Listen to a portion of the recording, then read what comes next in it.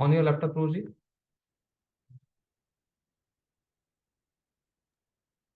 No, Prabhuji, a laptop is not. Laptop is there, but Okay, it's being recorded on the cloud. I don't know where it's being recorded. I wanted to make you co-host, but I'm not able to see the option to make you co-host. It's only showing host.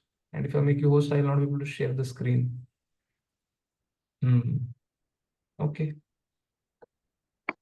Let's see. After this meeting, I'll have to speak with BVR once again. They were available on Vital app, but then they have, I think, ramped it. They have took some other Zoom ID.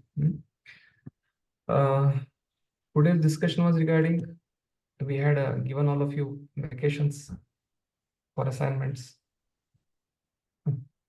And we had put a condition, okay, at least complete 80%.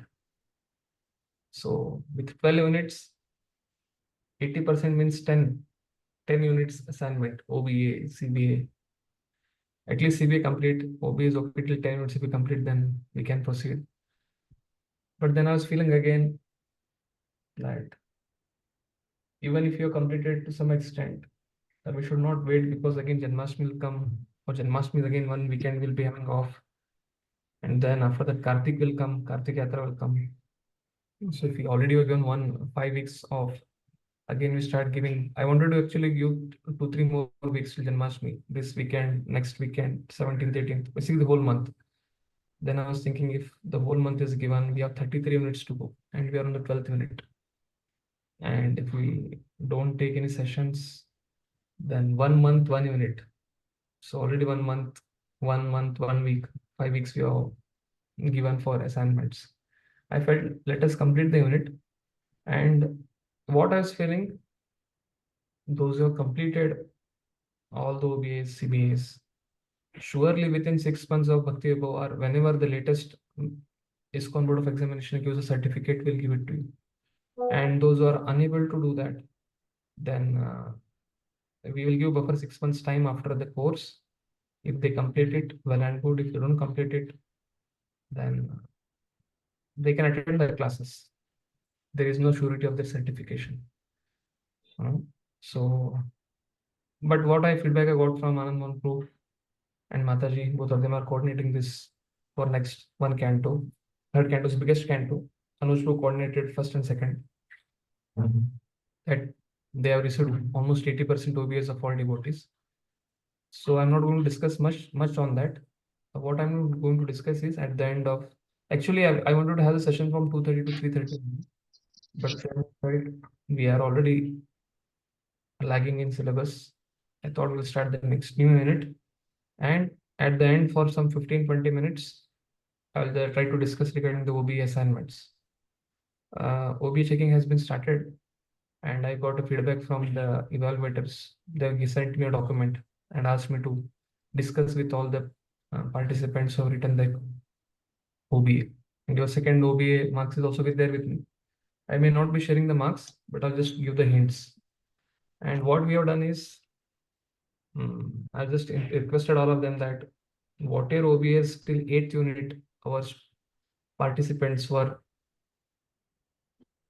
really, some of you are spent a lot of time and very heavy with responsibilities, some of you working.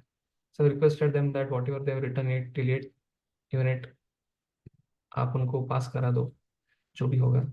8th unit के बाद whatever pending OBS submission will be there. Now I'm going to discuss what we are expecting from you. If you follow that module, follow that system, then evaluation will be according to that. So before we start with OBA, let us start the next unit. Actually, I was in mind of giving next 3 weeks for submission, but then I felt, how many weeks we give for submission? Some devotees already completed most of the OBAs, or most of CBAs. They should not start doing follow-up. Prabhuji, kab complete huwa syllabus. And therefore, keeping already we given 4-5 weeks. So let's start with unit 13. Janmashtami will take I'll try to complete 3 chapters. Then post Janmashtami, I will take another chapter. For Janmashtami, we will give 1 weekend, 24th, 23rd, 24th off. It's okay with all of you?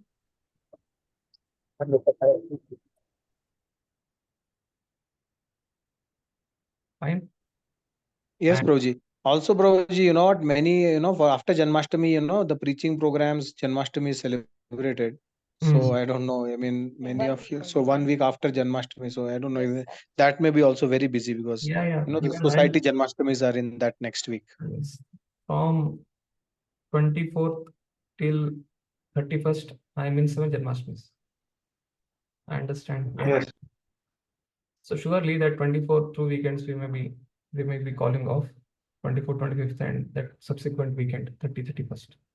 So that we can give that facility of off for that 2 weekends. It's necessary for us to continue for these first 3 weekends. Okay, we'll try to complete 3 chapters. Then in September, just before Radhashtami, this unit will get over. Then the further units will continue till Kartik Yatra. Kartik Yatra, we may have 2 weekends off. But meanwhile, I'm requesting all devotees, kindly take your time. CBS are very easy. If you are finding any long question, closed book answers, questions in your CBA, let me know. Your CBS are only supposed to have only small, short answers. Basically, 1 mark, 2 mark, 3 mark, not the 4 mark one. If till unit 12 you have got some questions which are very, very long CBs, let me know. That is mentioned in the handbook. CBs are supposed to be only short, closed book questions. But Prabhuji, we are regularly getting 4 marks questions in CBS. Hana. So what I'll do, I already had given an input in second exam only. Generally, I was supposed to make the paper, but then the batch course coordinator told Roji I'm making it centrally. I gave him my input also that please don't put big long. It might be 3 marks, basically short answer only, but I'll just try to speak with him once. Already I have sent Kanekishmo's mail to him also. If any case, if such long questions have come, we'll try to see. From further, it may not come. Or in case you have got some less marks, something like that, a new paper we can arrange by which we can easily clear the CPs. Hare Krishna. Prabhuji, one last question. When will be the sloka test? After Janmashtami? Yes, thank you, Prabhuji. Janmashtami, post Janmashtami. So I'm And just also the syllabus for the next sloka test, if we can get, so then we can practice. 12 to 13 shlokas. I'll send it to Anmon Pro, circulate to all of you. You have finished till how many shlokas till now? We have finished 3 sloka tests, Prabhuji. First in 10, second I think 12, then I think second canto some 5 shlokas are remaining. First, yes, second canto and third canto. I'll go through it. So we'll start with today's unit. Last 20 minutes I'll share regarding the OBA. If I start it right now, then everything will. So this is Varahadev. 313.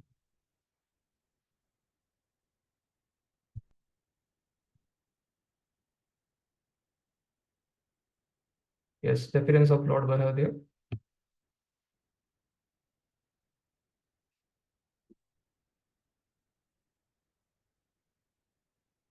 The title is 13th chapter. Shri Shukha Uvacha Nishamya Vacham Vadato Mune Punya Tamam Nrupa Bhuya Parparcha Kauravyo Vasudeva Pratadrita.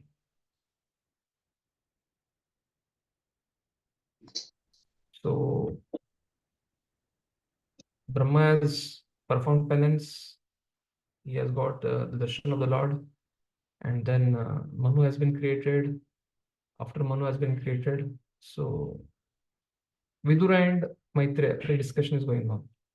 So further it is going. It is again Vidura is going to ask some more few questions, and before that, Sukadeva Goswami is narrating the eagerness of Vidura. Basically, Chakravarti Prabhupada mentions about this chapter as this chapter speaks about Lord's appearance, Lord Varadev's appearance. That is what he mentions in his commentary. Yes, someone can read this translation first. Yeah, Sri Shukadeva Goswami said, O king, after hearing all these most virtuous topics from the sage Maitreya, Vidura inquired further on the topics of the Supreme Personality of Godhead, which he adored to hear. Yes, there are some words. Nishamya vacham vadato mune punya tamam nata bhuye papacha kauvravyo vasudeva katadratah. So Chakravarti was mentioning on this word Vasudeva katadratah. Vasudeva Kata is very clear in the last line. Adrata means respectable Vidura. This Chakravarti mentions about three meanings for this.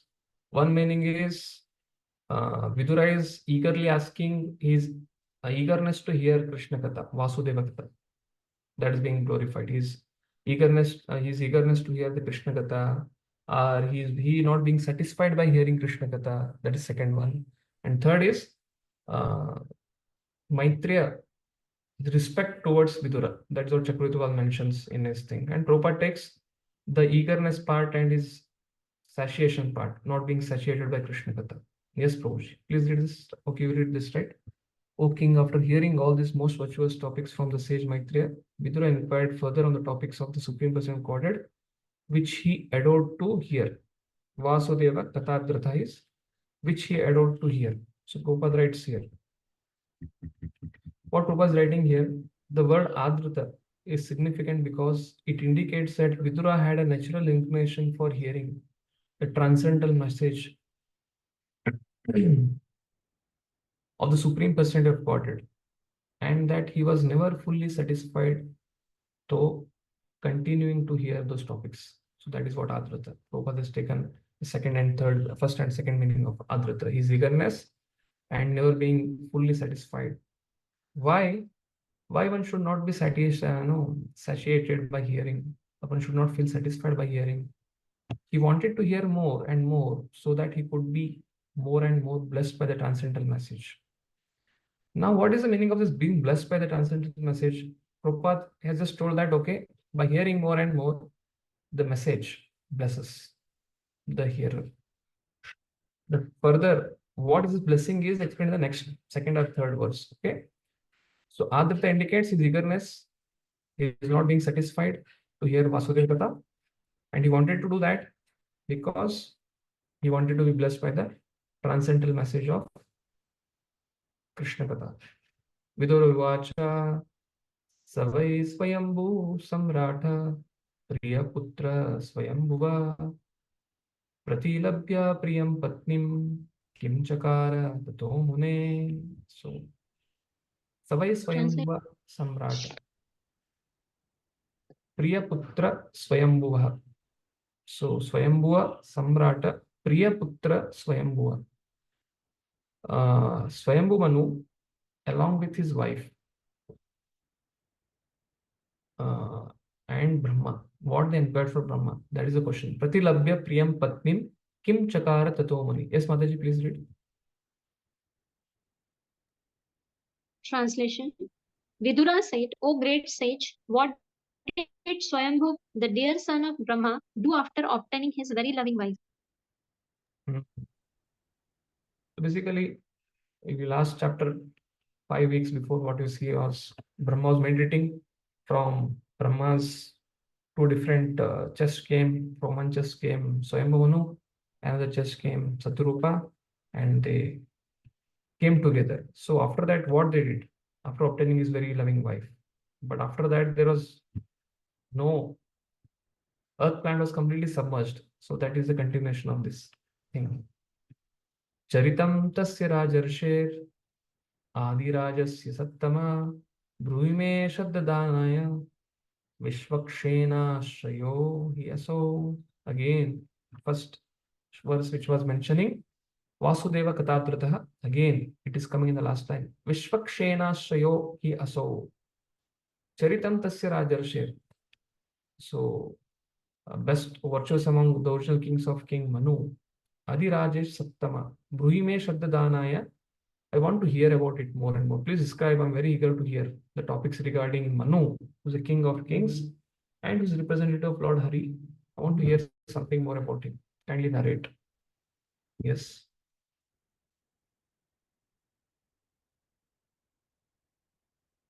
Jagannath going through. Can you read?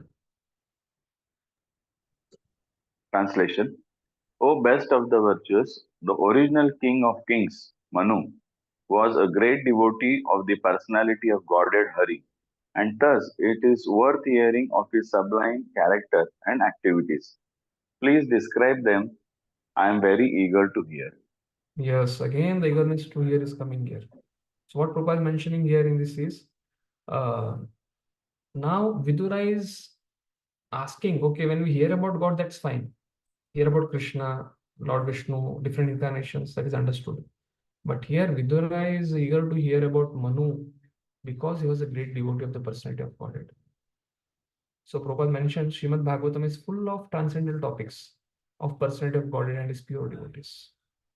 In the absolute world, there is no difference in quality between the Supreme Lord and his pure devotee, because the theme of the topic discussion is devotion, bhakti. So Lord, we have to do bhakti to Lord, and bhakti is done by devotee. So therefore, Srimad Bhagavatam is full of discussion of Bhagavan and Bhakti. And therefore, hearing the topics of the Lord and hearing of the character and activities of the pure devotees have the same result, namely the development of devotional service. If you see in the first verse, Prabhupada is mentioning here, he wanted to hear more and more so that he could be more and more blessed by the transcendental message. What is the blessing of transcendental message is being mentioned here. By hearing the topics of the Lord and hearing about the character and activities of the pure devotees, one can have the result. What is the result? Development of devotional service. What is the blessing? Blessing means to develop devotional service. There are so many messages. So there's so many news to be known. Like in the second canto, first chapter, first verse. Variyani Sheta Krishna. Sukadeva Goswami is glorifying Parikshit Maharaj.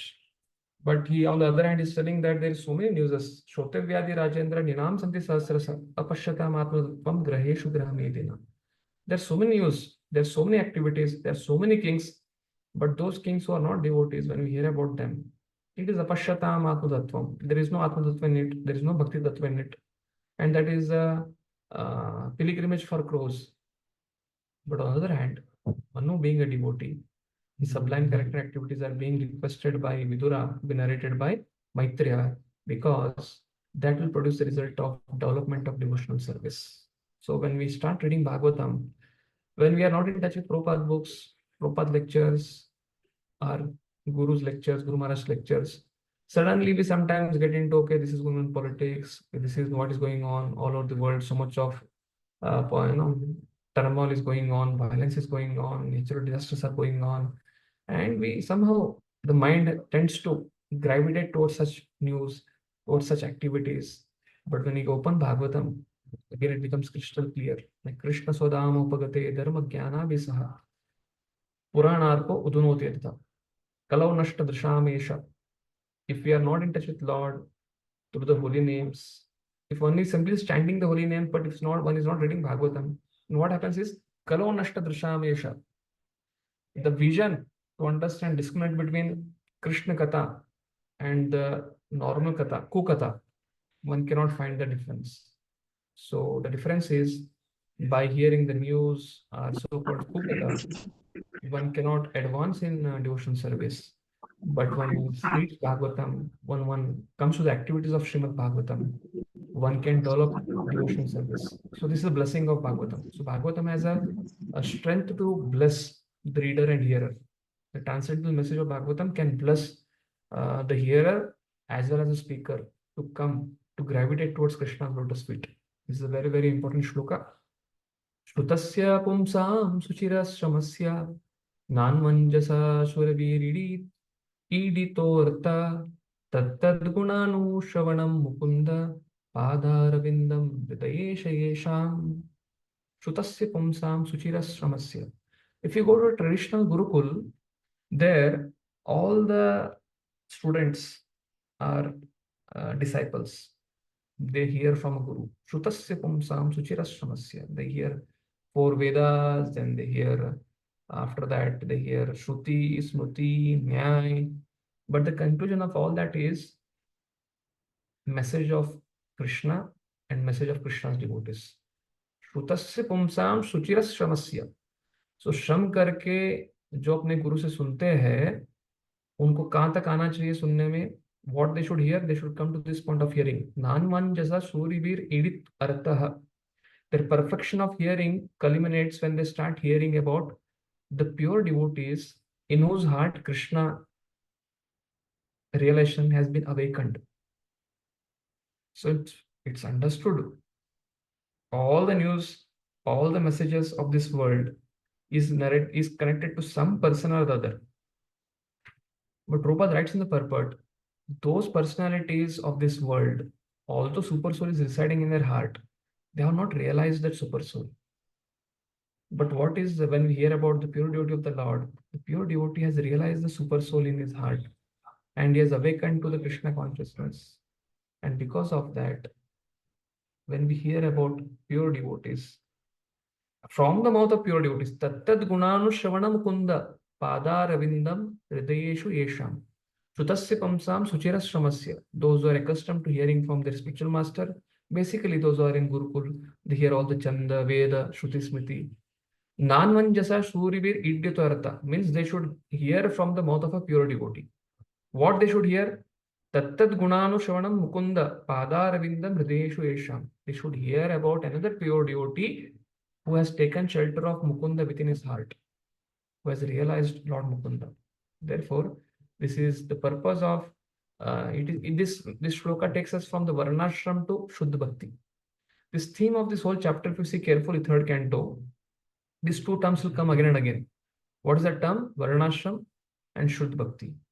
What this text, the text is speaking about Swayambhu Manu, Shatarupa, appearing from Brahma, and they want to come together to increase the progeny and to produce a progeny who will be submissive to their father, who will be Krishna conscious, and who will become administrators and who will protect the Dharma. That is Krishna Bhakti. And the conclusion of that Krishna Bhakti is what? Pure devotional service. The repeating theme, first 25 shlokas, the theme is Kumaras, they rejected Brahma's advice, instruction. What was that? To marry and beget children. But Swayambhu Manu, he is also Brahma's child, son. He is accepting that order. He is accepting that order and he is ready to beget offsprings. And therefore, this begetting of offsprings and increasing the legacy of administrators, Raja Rishi, it comes in Varnashram. But the parampara of Brahma giving knowledge to Narada, Narada giving knowledge to Vasudeva, Vasudeva giving to Madhvacharya, then it goes on till Prabhupada and present Acharyas. That is coming in Brahma Rishi Sampradaya, Guru Shishya Sampradaya, which is Guru's disciplic succession, which is spiritual. So this is a repeating theme in this first 25 verses. So what is being told here is a person one has to gravitate from Varnashramic point of view of Gurukul system.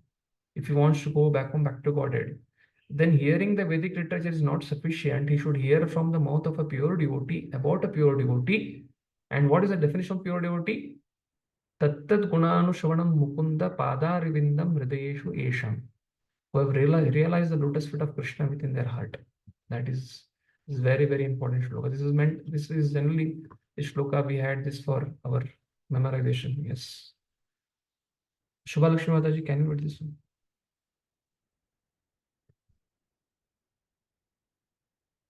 Translation of this shloka. Persons who hear from a spiritual master with great labor and for a long time must hear from the mouth of pure devotees about the character and activities of pure devotees. Pure devotees always think within their hearts of the lotus feet of personality of Godhead who awards his devotees liberation. So what Prabhupada is going to speak is, as I told already, the transcendental students are those who undergo great penance in being trained by hearing the Vedas from a bona fide spiritual master. Basically, they are hearing, accustomed to hearing, like I told Shruti. But what? That is not the end and complete. Then what is the goal of their hearing? Not only must they hear about the activities of the Lord, but they must also hear about the transcendental qualities of the devotees who are constantly thinking of the lotus feet of the Lord within their hearts. If they want to agree, even if they are in Varnashram, indirect glorification of Lord is there. Or even if they are in Bhakti, Kanishta basically.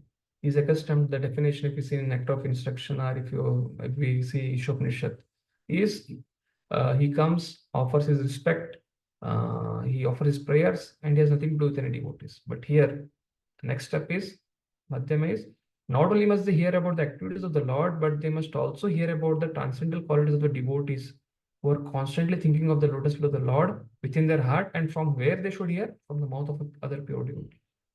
So next point Prabhupada writes is, a purity of the, what is the difference between, okay, Lord is present in everybody's heart. So Lord as Paramatma is present in everybody's heart. So what is so special about the pure devotee? That is the third point. The purity of the Lord cannot be separated from the lotus feet of the Lord for even a moment. That means also super soul is present in everybody's heart. They cannot access the super soul. But the pure devotee is able to access him, not a super soul, but as Bhagavan feature. Undoubtedly, the Lord is always within their hearts of all living creatures. So Prabhupada is bringing this point. Lord is present in everybody's heart, but they hardly know about it because they are deluded by the illusory material energy. So Lord is present in everybody's heart, but most of the people are in Maya. They can't access the Lord within their heart. Pure devotee, he is risen above the Maya and is able to connect with the Lord within his heart. The devotees, however, realize the presence of the Lord within the heart, and therefore they can always see the lotus feet of the Lord there.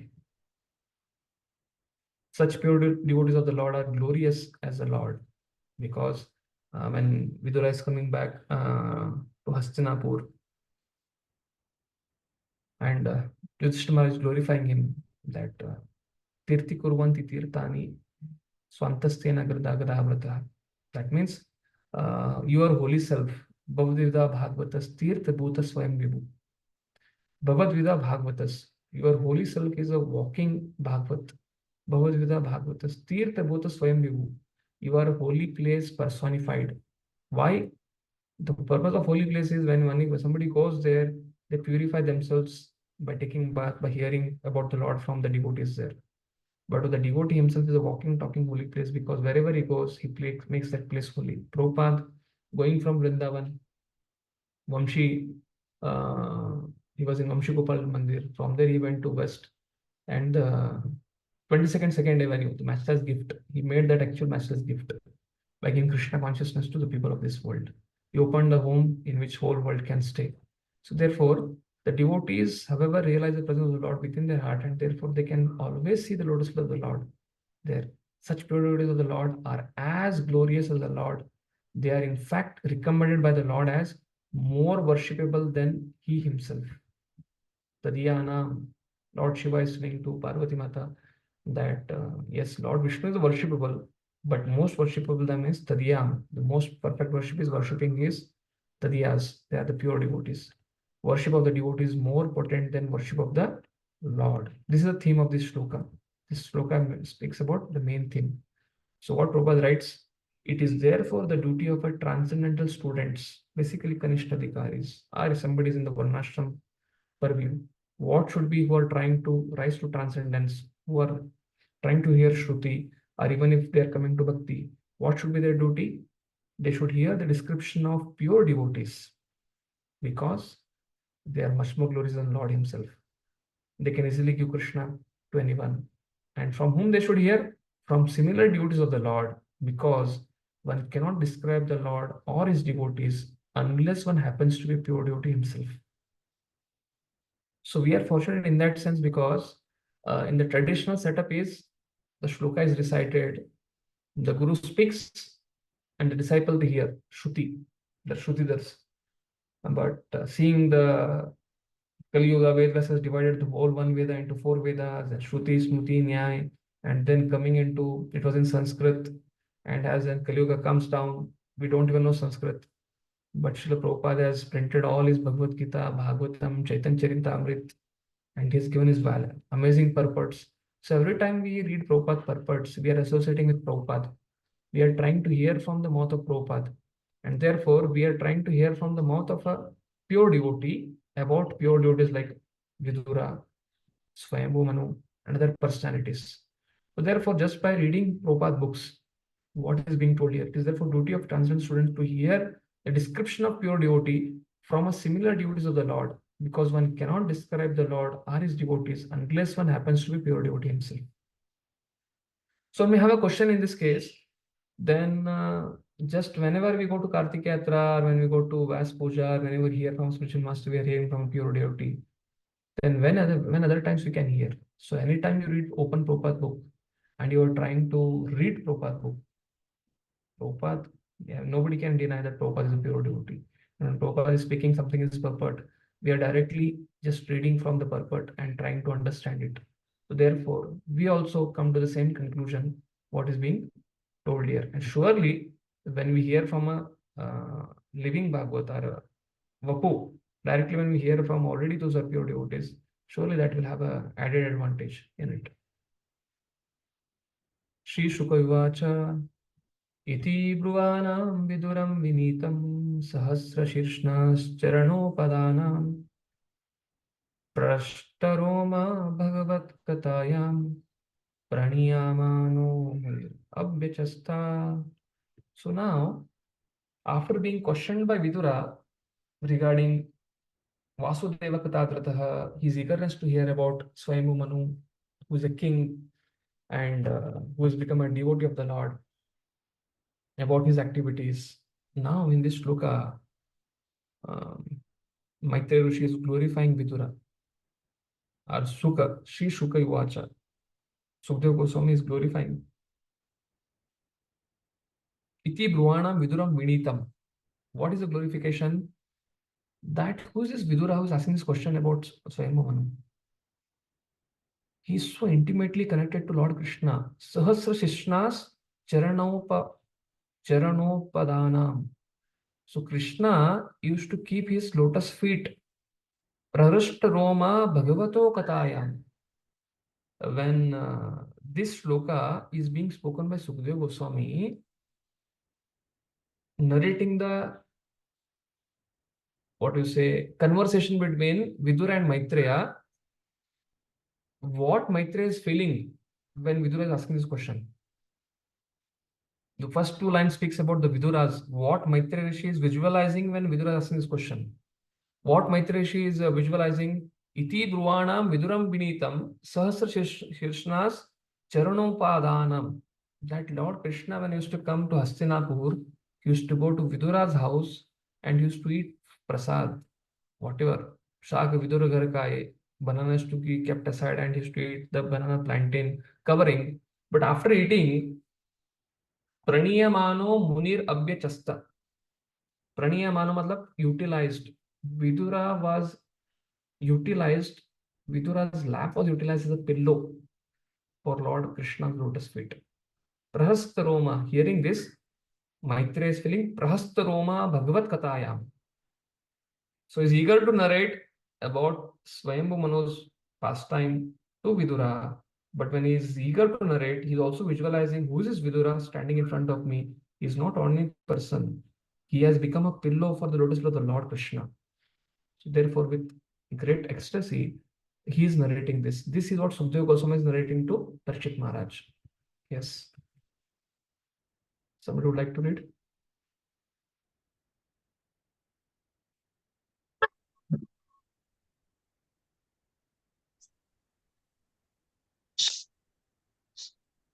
Sri Shukadev Goswami said, the personality of Godhead Sri Krishna was pleased to place his lotus feet on the lap of Vidura because Vidura was very meek and humble, gentle. The sage Maitreya was very pleased with Vidura's words and being influenced by his spirit, he attempted to speak. So this is a theme. What Sukadeva Goswami is making understand Parikshit Maharaj, that Krishna was pleased to place his lotus feet Praniyamanaha on Vidura, was meek and gentle, because Vidura was meek and gentle. And surely because Krishna Because Vidura is meek and gentle, he became a pillow of Krishna. And because Vidura is meek and gentle, he is inquiring in front of Maitreya Rishi. And therefore, Maitreya Rishi seeing his meek and him, but gentleness, he is amazed that his hairs are standing on his head. The sage Maitreya was very pleased with Vidura's words. Being influenced by his spirit, he attempted to speak. That is not coming in the translation, but if you see in the shloka clearly, Prashta Roma, hair standing in ecstasy. Seeing the connection between Vidura and Krishna, Prashta Roma Bhagavad Katayam. Maitreya is very much influenced by this spirit. What is the influence? His hairs are standing in ecstasy. So what Prabhupada is writing, he's speaking about the Sahasra Shirshna. Charana Padatta. The second line is speaking about Sahasra Shirshna. Who is this Sahasra Shirshna? Lord Krishna, his expansion comes down as Purusha Avtaras. From Purusha Avtara, there is Garbhodaka, Karanodaka, and Shirodaksha Vishnu. One of the expansion of this Garbhodaksha Vishnu is situated in Brahma Loka with Sahasra Shirsha, which is object of Rig Veda. Generally, when you chant Rig Veda during just before Yajna, and also we had discussed it at length about this from Chakravarti Path purport in second kind of 6th chapter. The Sahasra Shirshna is being mentioned there. So Krishna, the Sahasra Shirshna, the source of that is Krishna. Or Krishna is being referred here as Sahasra Shirshna. The word Sahasra Shirshna is very significant. One who has diverse energies and activities and a wonderful brain is known as the Sahasra Shirshna. Brain. This qualification is applicable only to the personhood of Godhead Sri Krishna and no one else. Basically, with his diverse energies, he can adjust anything, anytime, according to his accord for his pastimes to perform. Therefore, Prabhupada is speaking about this Sahasra Shirshna in this first part of the purport. Then, what is the reason for Maitreya's ecstasy, or he's being influenced that his hairs are standing on end? The personal of Godhead was pleased to dine sometimes with Vidura at his home, and while resting, he placed his lotus feet on lap of Vidura. So now somebody if you come across Vidura, and if you know this thing that Krishna lotus feet was personally on your lap, how much a person, like sometimes when we come across Prabhupada disciples who served Prabhupada very closely, who have some of the Mahaprabhupada, somebody has Brahman thread of Prabhupada, somebody has the teeth of Prabhupada, or somebody Prabhupada gifted someone some watch, like he gifted a watch to George Harrison.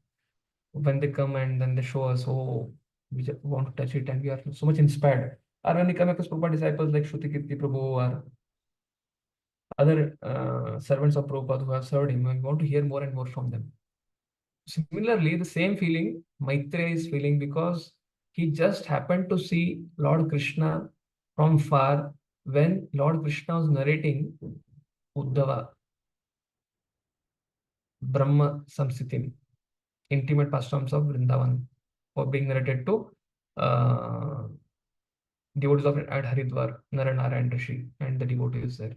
So therefore, he has just that at that moment, from a Gyani Bhakta, he became a Bhakta. Till that time, he had a Gyan Mishra Bhakti. And therefore, after becoming Bhakta, he is feeling, what kind of intimate relation this Vidura is having with Krishna. So that he is being inspired. That Prabhupada is writing. The theme of this sloka is in the last 3 lines. What is that? Maitreya was inspired by the thought of Vidura's wonderful fortune. The hairs on Maitreya's body stood on end, and he was pleased to narrate the topics of personality of Godhead with great delight. So Prabhupada is not mentioning in the translation about the standing of the hairs, but in the purport at the last line is mentioning that his hairs on the body stood on end. Maitreya Vacha, so Maitreya Rishi starts speaking now. Yada svabhariyaya saradam jata swayambhuva manu pranjale pranataschedam veda garbham abhasatah. So here Veda garbham in the 4th line is referring to Brahma. Veda garbham means, garbha means womb. Veda means like a mother gives birth to a child. And when the woman is pregnant, she's called Garbhavati, something like that. So here Veda Garbha is Brahma is reservoir of Vedas, or from him the Vedas have come. Therefore his another name is Veda Garbha. reserve of Vedic wisdom. So what Swayambhu Manu and Shatarupa, now he's narrating. Swayambhu Manu appeared, Shatarupa has appeared from the chest of Brahma, and they are going to create progeny. But for that, they should have a land. They're not able to see the land. So now they're approaching. So Sage Maitreya is saying, somebody else can read this one? Translation. Pranjali, how they're approaching? Pranataschedam, with folded hands, humbly, Jata Swayambhu Manu, with Bharya, Swabharyaya. Husband and wife, Swayambhu Shatarupa, with folded hands, with utter humility, they're approaching the Veda Garbha, and they requested something that is being told in the shloka. Hare Krishna. I think we have our numbering, but today we are not following our numbering. Sachin Lambe Bro, can you read? The sage Maitreya said to Vidura after his appearance, Manu, the father of mankind, along with his wife, thus addressed the reservoir of Vedic wisdom, Brahma, with obeisances and folded hands. So now, what starts from the 6th onwards is the Varnashamic point of view. Prabhupada is going to explain the purport, but I told in the first 25 verses, we are going to see two things, Shuddha Bhakti and Varnashram. Their interconnection we'll see. And it becomes very clear. Prabhupada mentions who for whom Varnashram is meant for, and for whom pure devotional service is meant for. So that theme we'll be seeing here. Tvam eka sarva bhutanam janmakrit vritida pita tatapina prajanam te shushrusha kena va bhavet. Yes. What is being told here? Tvam eka sarva bhutanam janmakrit vritida pita tatapina prajanam te shushrusha kena va bhavet. So Shilling, you are the father of all living entities. Janmakrit vrittida pita. You are the source of everything. Our substance depends upon you. Tatapina prajanam te. Now you have given us order to procreate. Shushrusha kena va bhavet. Please order us. What is my service? You are our father. I'm your son. As a son, I should not just take something from you. I should also supply with service. That is the mood of Swayambhu Manu. And the same thing Prabhupada is going to mention the purport. Yes, Suryakant Krishna Prabhu, can you read this one?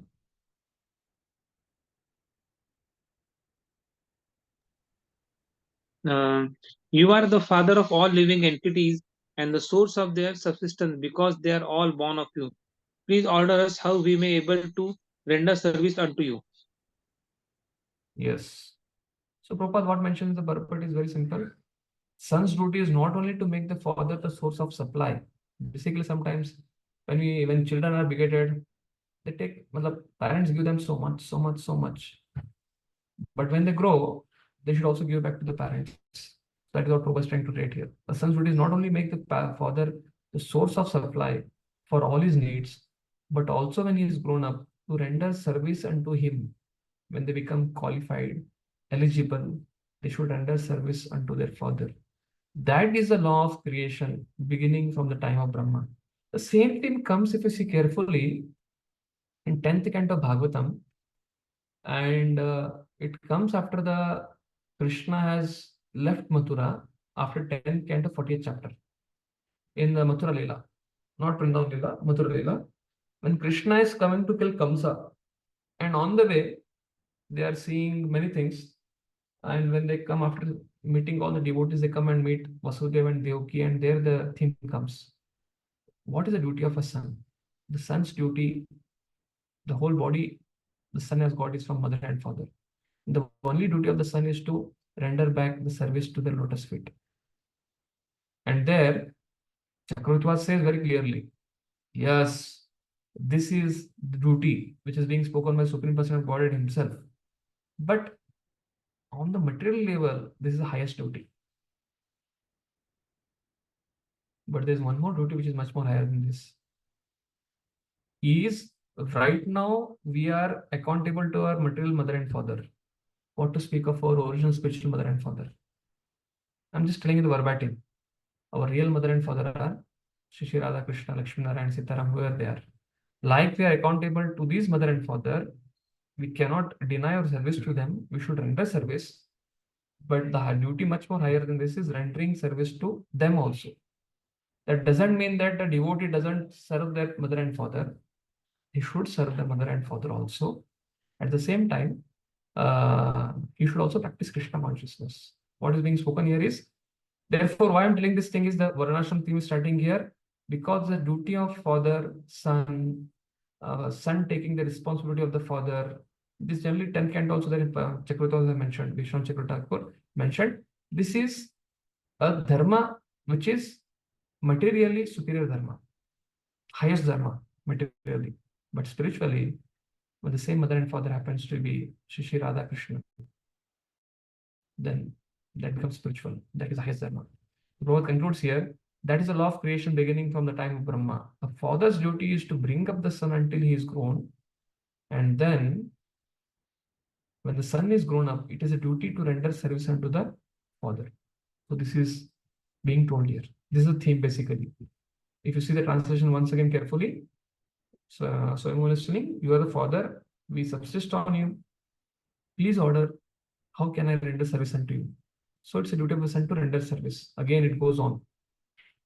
Tadvidehi namastubhyam karmashva idyatam shaktishu yatkritveha yasho vishvag amutra cha bhavet gati.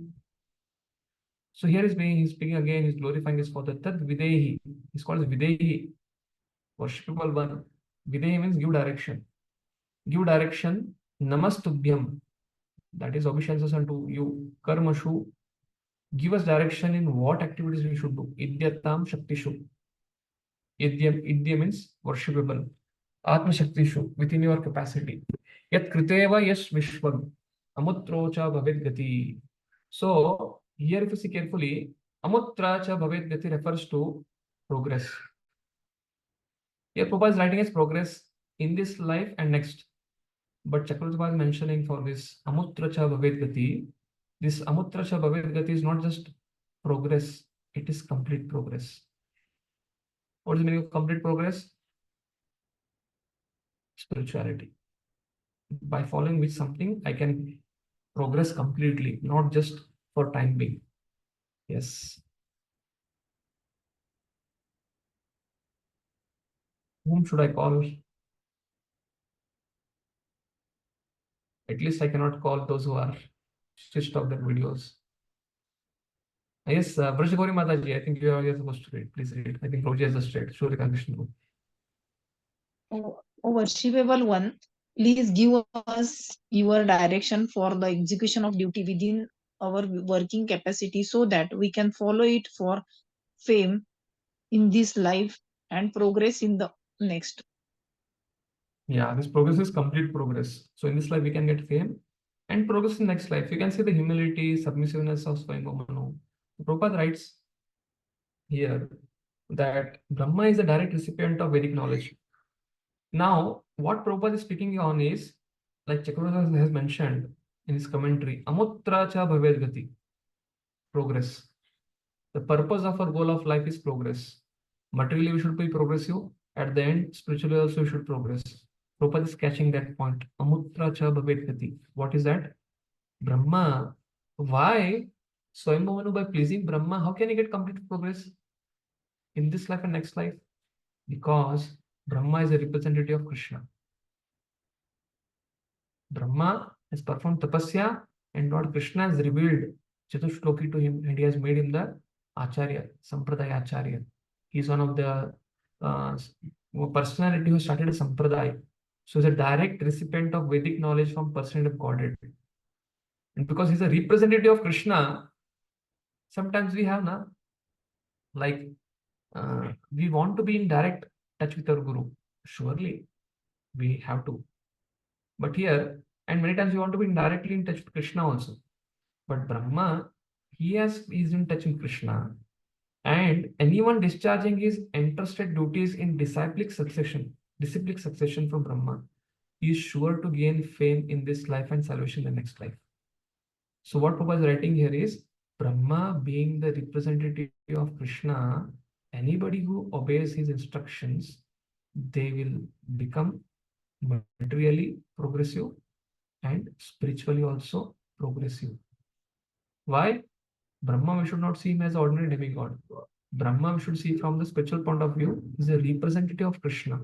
And therefore, somebody is representing Krishna, somebody is representing Prabhupada, Guru-Shishya Parampara. If we are discharging duties entrusted to us by them, we can also proceed, we can also succeed in spiritual life. That is the first thing what Prabhupada is trying to mention here. And by mentioning disciplic succession, starting from Krishna, Brahma, Narada, Vyasa, in the second later part, the second point Prabhupada is mentioning here is a long list of sampradaya. He is mentioning the disciplic succession: Brahma, Narada, Vyasa, Madhva, Purna Prajna, Padmanabha, Narahari, Madhava, Akshobhya, Jayatirtha, Jaya, Jnana Sindhu, Dayanidhi, Vidyanidhi, Rajendra, Jayadharma, Purushottama, Brahmanya Tirtha, Vyasa Tirtha, Lakshmipati, Madhvendra Puri, Ishvara Puri, Sri Chaitanya Mahaprabhu, Swarupa Damodara, Goswamis, and then Raghunath Das Goswami, Krishna Das Kaviraj Goswami, Narottam Das Thakur, Chakravarti Pad, Jagannath Das Babaji Maharaj, Bhaktivinoda Thakur, Gaur Kishore Das Babaji Maharaj, Bhaktisiddhanta Saraswati Maharaj, and A.C. Bhaktivedanta Swami. Prabhupada is writing in the purport his name because he's coming in disciplic succession. It says he's writing as Abhay Charana Bhaktivedanta Swami. So this is a sampradaya. So basically, Swayambhu Manu's fulfilling or pleasing Brahma is going to give him name and fame in this life and progress in next life. Why? Because he's a representative of Krishna. And Prabhupada is making sure that like Brahma is a representative of Krishna, Krishna is being represented with the disciplic succession coming till me. Prabhupada is putting here A.C. Bhaktivedanta Swami. And somebody follows Srila Prabhupada and his disciples are representatives. This is parampara system. Like all of you know this past time. Prabhupada told about first class, second class, third class. And then somebody told, so Prabhupada, you are first class? And he just told him, I'm the servant of everyone. And then Prabhupada was speaking about this parampara, Mahajan. And one disciple in San Francisco or somewhere in West, he told, that means Prabhupada, you are a Mahajan? And Prabhupada told us, you are also Mahajan. Because I'm following everyone, I'm coming in parampara, therefore I'm a Mahajan. And because you are following me, therefore you also are a Mahajan. So this is the theme Prabhupada is writing in this purport, being a representative. So this line of disciplic succession from Brahma is spiritual, whereas the genealogical succession from Manu is material.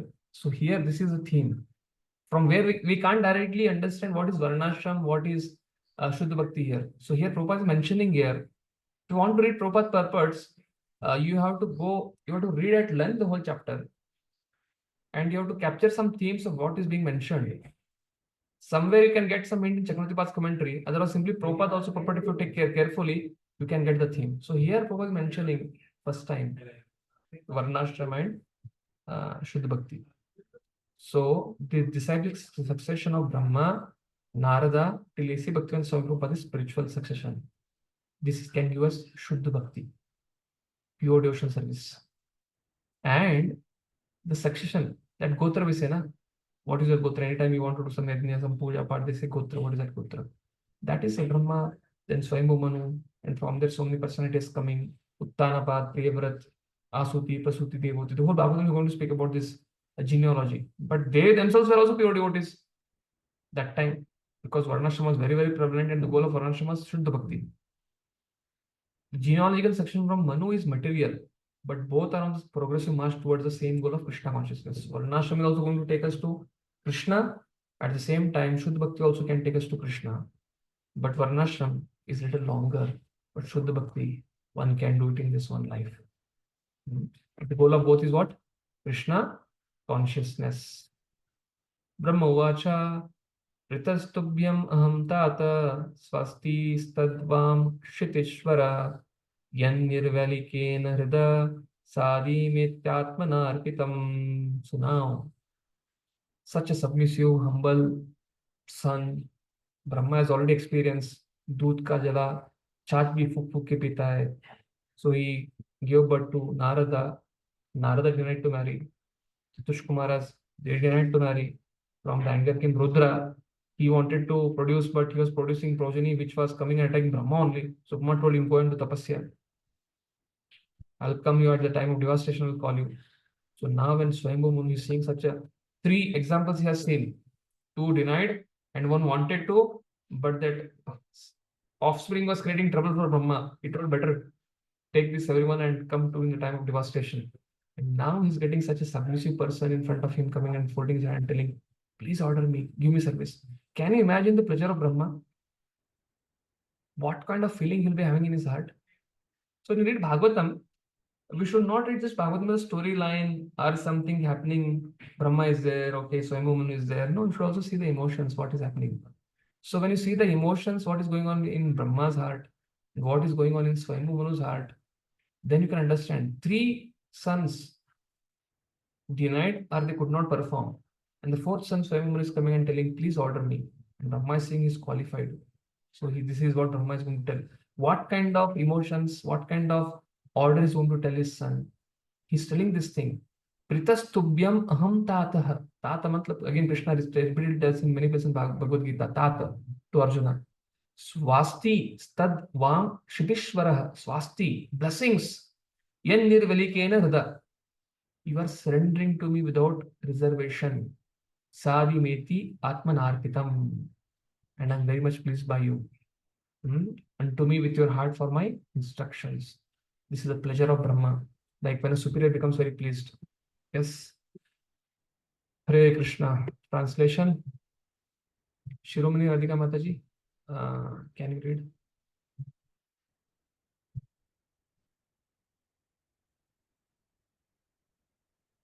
You need to unmute yourself.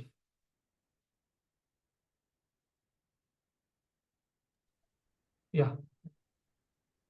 Lord Brahma said, my dear son, O Lord of the world, I am very pleased with you, and I desire all blessings for both you and your wife. You have without reservation surrendered yourself unto me with your heart for my instructions. Atmanarpitam and Nirvalikam. Without reservation, Nirvalikam. Atmanarpitam is a full surrender for my instructions. So you can see the Brahma is like this 4th personality is ready to hear from with such submission. He is like very much pleased. So Prabhupada brings here, what is making Brahma so happy? This is making Brahma so happy. What is that? The relationship between the father and the son is always sublime. Materially. Sublime in the sense that, again, because it's going to speak of Varnashram, it's not just material property, business, like Adani or some Ambani, Reliance Enterprise. No. It's because Brahma's goal is not just establishing some multinational company. His business is to open the cosmos, establish the universe, populate them with the different planetary systems so that they get an opportunity to revive or reform their Krishna consciousness and go back home after what it. This is a compassionate vision behind Brahma's creation, that is actually Krishna's vision, and that is Brahma is giving shape. So Prabhupada is writing from that point of view, the relationship between the father and the son is always sublime. Father is naturally disposed with goodwill towards the son, the way Brahma is feeling here. And he's always ready to help the son in his progress in life. If son cooperates with his mission, that is next point. But in spite of father's goodwill, the son is sometimes misguided because of his misuse of personal independence. Father is very sublime, father is ready to help, father is doing everything, but sometimes children, they don't hear parents. And sometimes parents, as father feels, this person is not subservient to me. Let me not empower him. Let me not give him. Let me not make him stakeholder. Similarly, the living entities, however small or big he may be, has a choice of independence. Son becomes independent, then he can't attract the mercy of father. Example of living entities, they becoming independent from Krishna. Now, Prabhupada is writing, if son is unreservedly, he is giving an example, if a son is not dependent, he becomes independent. He cannot attract the grace of father. But nirvalikam, Prabhupada is bringing in the concept of nirvalikam. The son is unreservedly willing to be guided by the father is 10 times more eager to instruct and guide him by all means. This principle is equally applicable to all disciples, all subordinates. To the degree we are unreservedly willing to be guided by a guru, by representatives. To that degree, we can attract by their grace 10 times more. So father and son relationship exhibited here in the dealings of Brahma and Manu is excellent. Both the father and the son are well qualified. Why? Because son is also devotee, father is also devotee. And their example should be followed by all mankind, all humankind. What is that example being spoken here? Just if you see the father-son relationship, as I told, it's not just opening some MNCs. What is the example to be followed? Manu, the son, unreservedly asks the father Brahma to instruct him.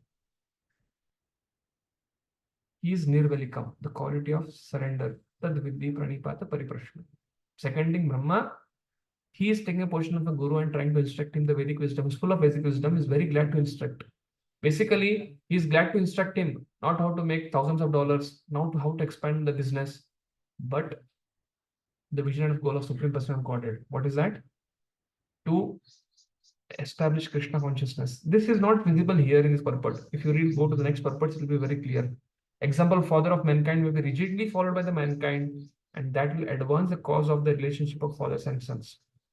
So why we see the relation with father and son in 5 million family, all these things? Because the varnashramic aspect, what is the qualification of a son? What is the duty of a father? Our guru, our leader and follower, these are all same. If we take example of leader and follower, Bhaktivedanta Maharaj is saying, who becomes a leader or who becomes a guru? Like Haldar Maharaj had come recently. The disciple who perfectly follows the guru, he becomes a representative of guru, and disciple becomes a representative of guru when he strictly follows the guru, and that is the eligibility for him to become a guru. And second thing, son, to the degree he nirvelikam surrender he does, then he becomes over a period of time a responsible father for his son.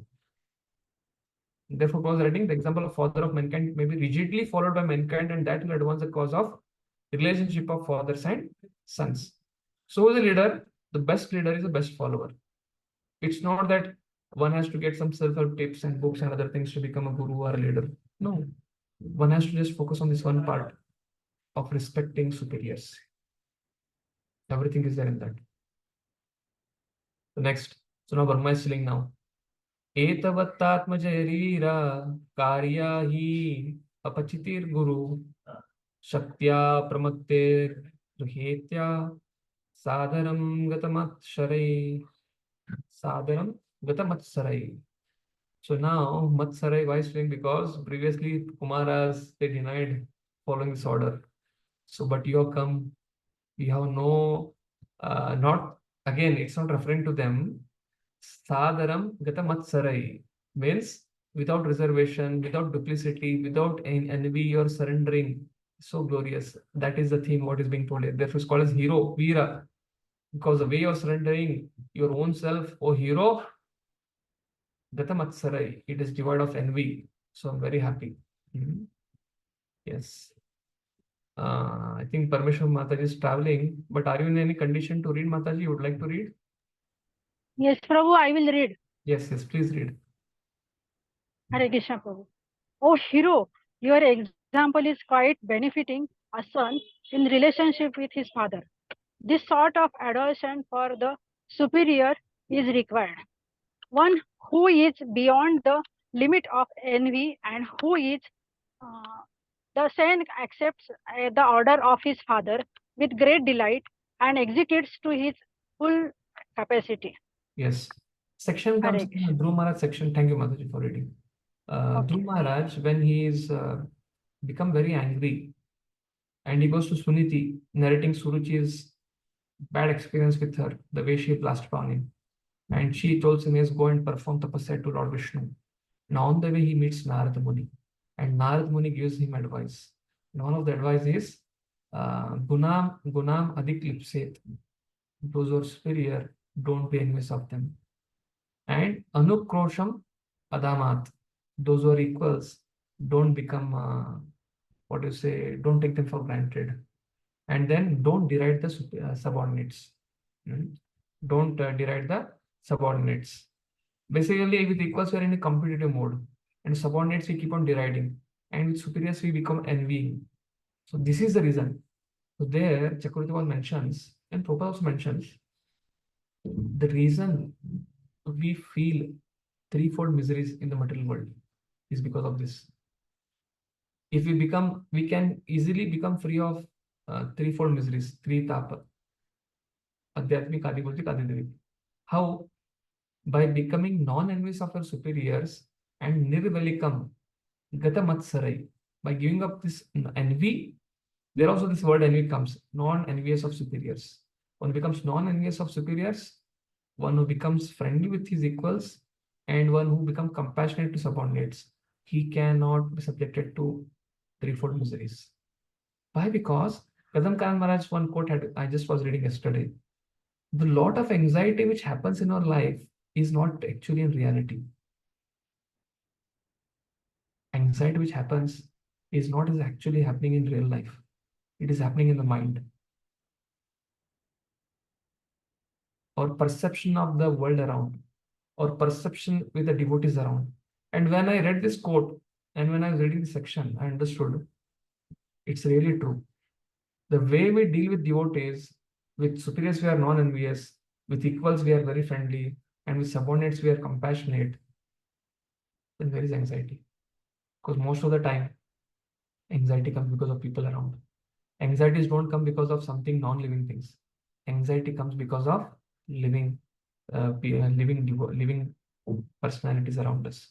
So this is the understanding. What is most important for us?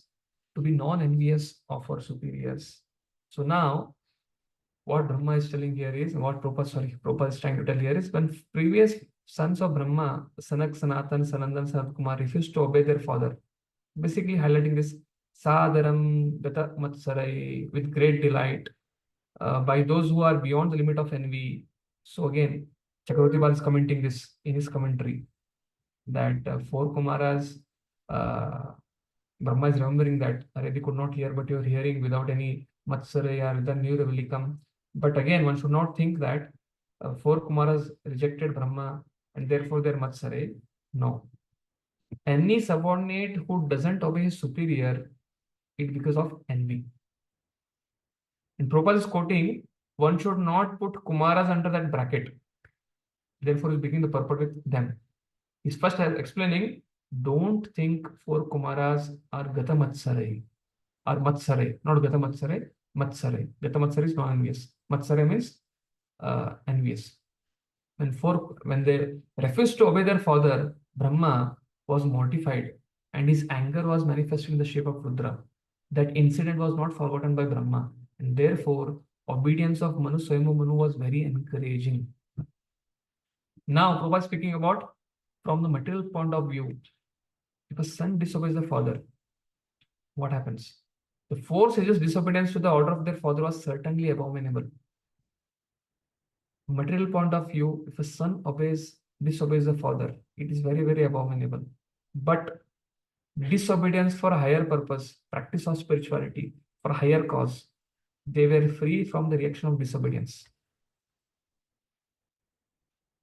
Shastra, that many places also Lord Krishna speaks, Shastra, Bhagavad also mentioned, obeying parents, highest dharma, and many outside people, they quote, Pundik also used to, for Krishna came and he threw the brick for Vittal's to stand. But they were pure devotees. But on the material level, a son should be very, very obedient to his father. But in the case of Brahma, Kumaras, they rejected Brahma's order because they had a higher purpose of practicing spirituality. Therefore, they could not get the reaction of disobedience. This is being very clearly made to tell that they were not Gataspraha. They are not Matsarai. And next, those who disobey their father on the material grounds, however, are surely subjected to disciplinary reaction for such disobedience. What will happen to them? They lose fortune in this life, and when they take birth in the next life, that misfortune continues with them. That is a problem. And Manu's obedience to his father on the material ground was certainly free from envy. And in the material world, it is imperative for ordinary men to follow the example of Manu. So therefore, For practicing spirituality, one should follow Chatush Kumara's. And for people who are not practicing spirituality, material Prabhupada is writing here, for material world, it is imperative for ordinary men to follow the example of Manu. They have to be obedient. If one is not practicing, it's not that just because we are practicing spirituality, we can disobey our mother and father. We can, when some things are coming where practice of bhakti is coming on the way, we have to prioritize practice of bhakti. And we should not be in two minds. Array, what is happening? Will I get any reaction for this? No. If we are sincere, genuine, practice of bhakti is a priority? No. But those who are not practicing bhakti, they should not imitate devotees not following their parents. And they should not reject them. Why? Because their purpose is not highest. Their purpose is their material. So therefore, you'll get a lot of reaction for this.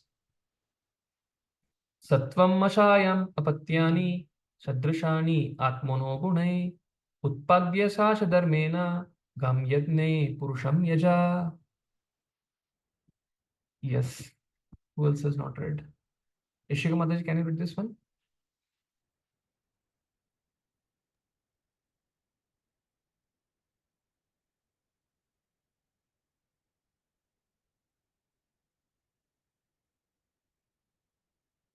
I think you need to remove your earphone. I think it will be audible. Remove your jack and you speak. Yes.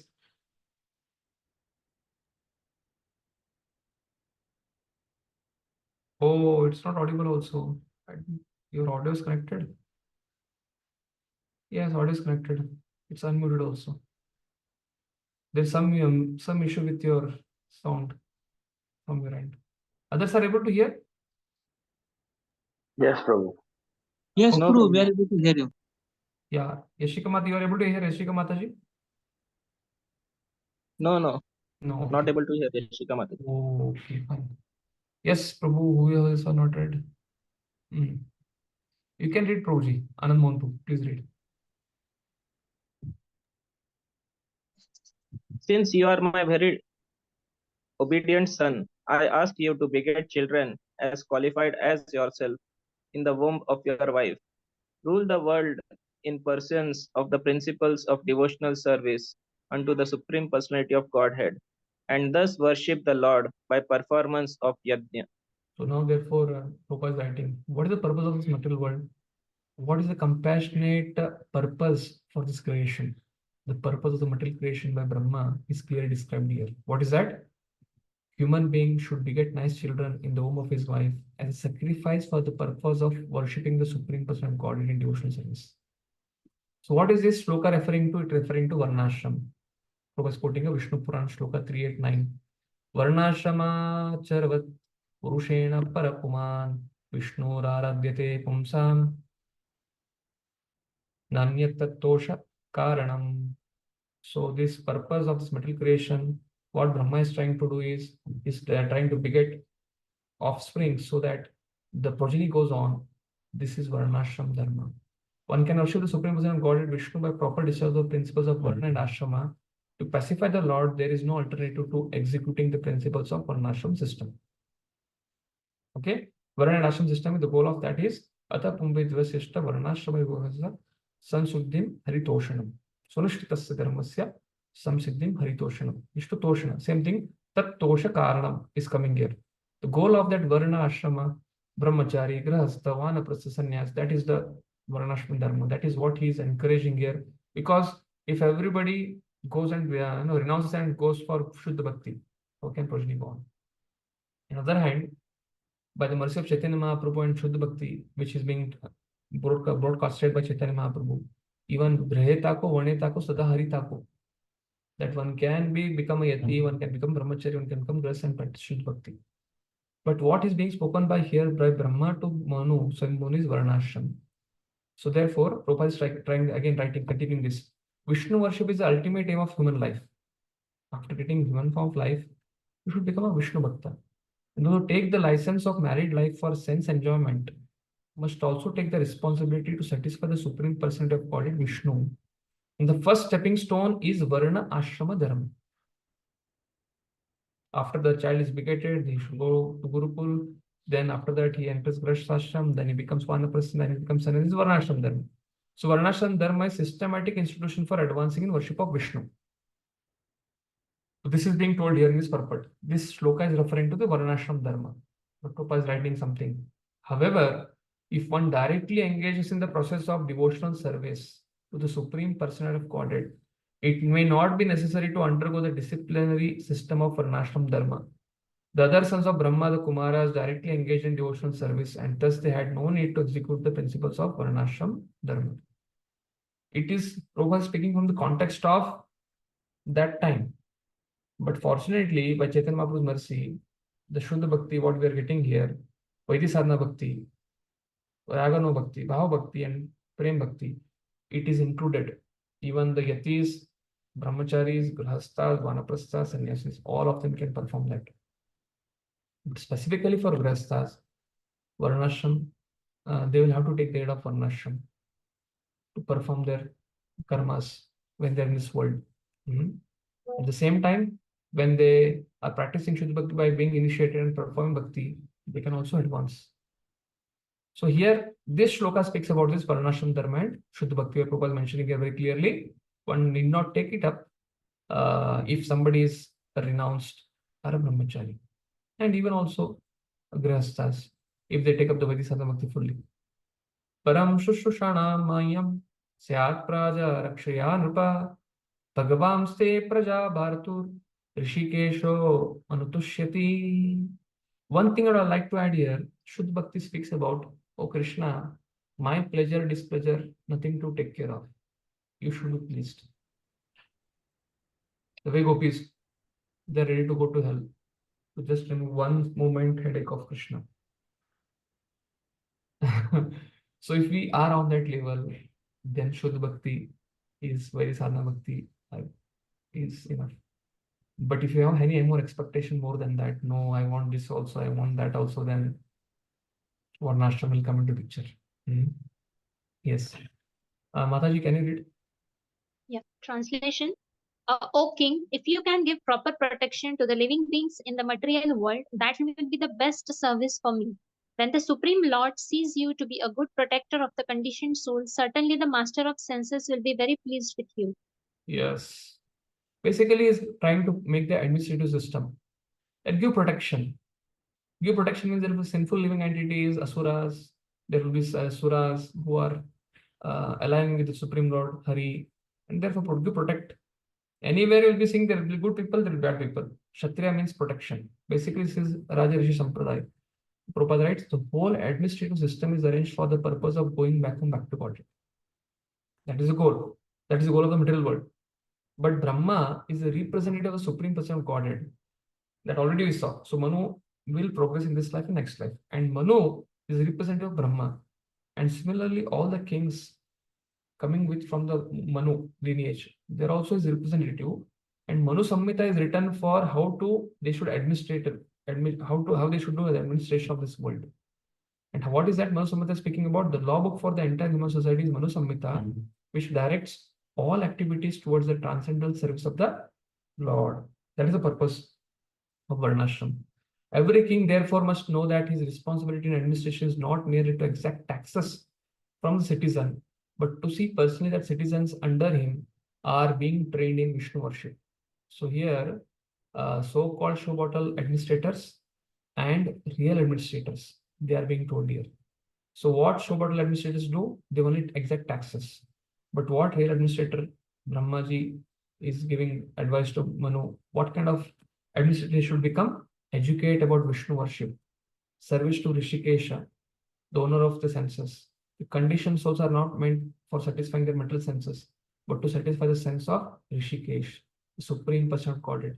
That is the purpose of complete administrative system. So Prabhupada concludes that the purpose of administration is to teach Vishnu Bhakti. One who knows the secret, as disclosed herein, the version of Brahma, is a perfect administrative head. One who does not know this is a show bottle administrator. By training citizens in the devotional service of the Lord, the head of a state can discharge this responsibility. Otherwise, he will fail in the onerous duty entrusted to him and thus be punishable by the supreme authority. There is no alternative in the discharge of administrative duty. So if one becomes an administrator, one has to train people in Krishna Bhakti. One has to train people in such a citizens in such a way that their path towards back toward it opens. If one does not do that, one is condemned.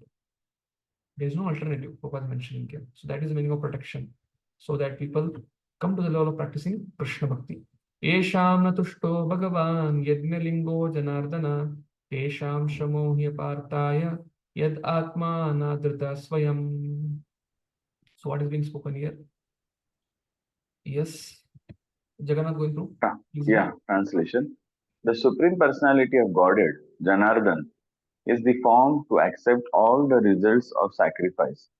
If he is not satisfied, then one's labor for advancement is futile.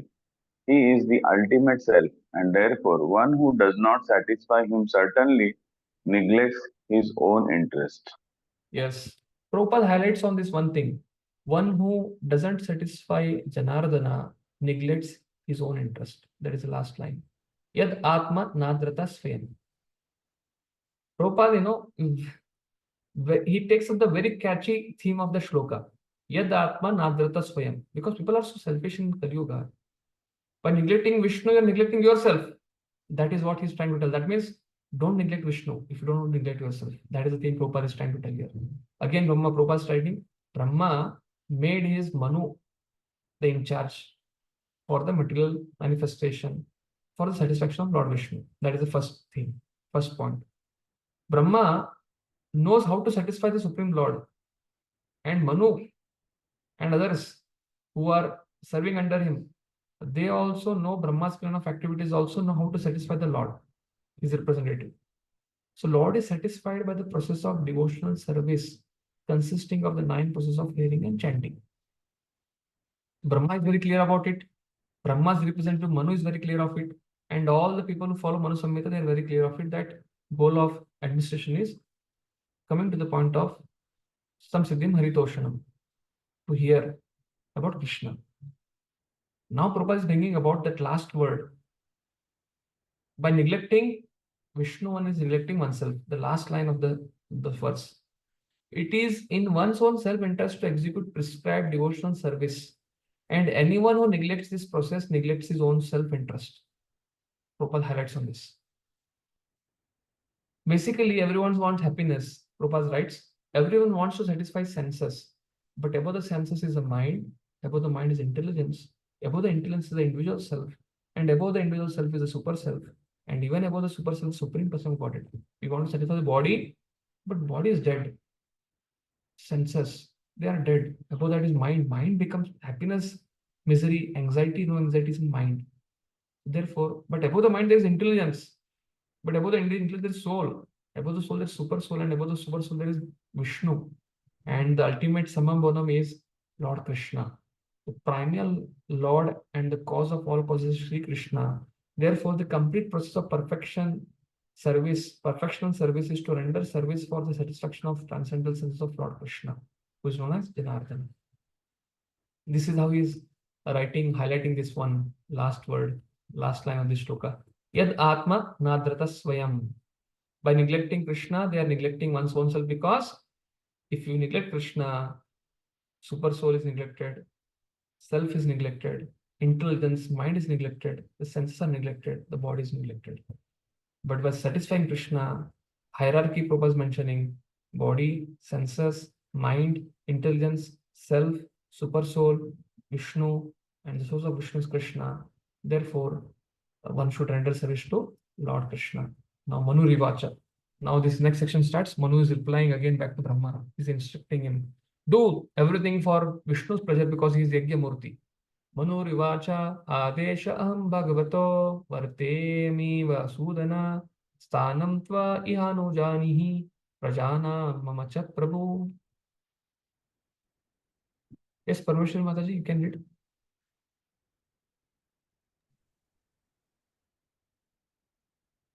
Sri Manu said, O all-powerful Lord, O killer of all sins, I shall abide by your orders. Now, please let me know my place and that of the living entities born of me. Okay, now Brahma is saying, okay, Hare Krishna. he is telling that you should satisfy, but where to do? Where is the dwelling place? That is the next shloka. Okay, I have to do something, but where is the place to do that?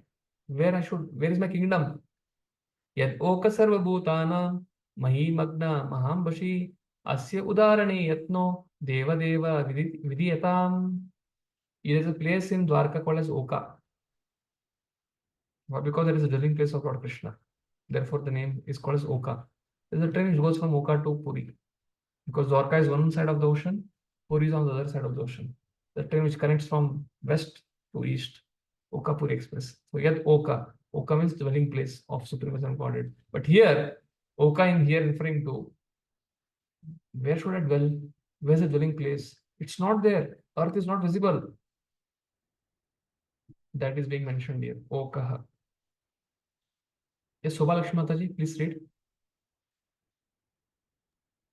The master of the demigods, please attempt to lift the earth, which is merged in the great water, because it is the dwelling place of all living entities. It can be done by your endeavor and by the mercy of the Lord. Yeah, Chakravarti Bal mentions, oh Brahma, you are giving us instruction, but where do the living entities reside? Where did they reside in the previous Kalpa? Because the Kalpa started. So then they resided in the Bhumandala, but that Bhumandala has gone in Garbhodakshai ocean. So then kindly lift it up. So greater water mentioned in this connection is Garbhodaka ocean, which fills half of the universe. Maitri Vacha. So now again the conversation is coming back to Maitri and Yudhara. This is a section, he narrated it. Parameshti tva apam madhye tatasanam avekshagam katam enam samuneshya iti dadhyo diyachiram. Parameshti refers to Brahma. Tva apadam madhye. So Brahma, he seeing this condition, he started thinking. What started thinking? That is the translation. Yes, Shiromani Radhika Mataji, please read this.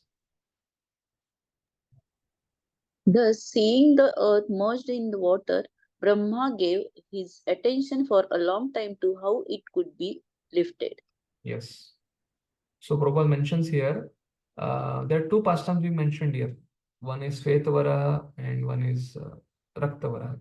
So according to Jiva Goswami was quoting, the topics delineated in this chapter are of different millenniums. The present topics are of the Shvetavara, white Varaha. And topics regarding the Chakshushu millennium will also be discussed in this chapter later.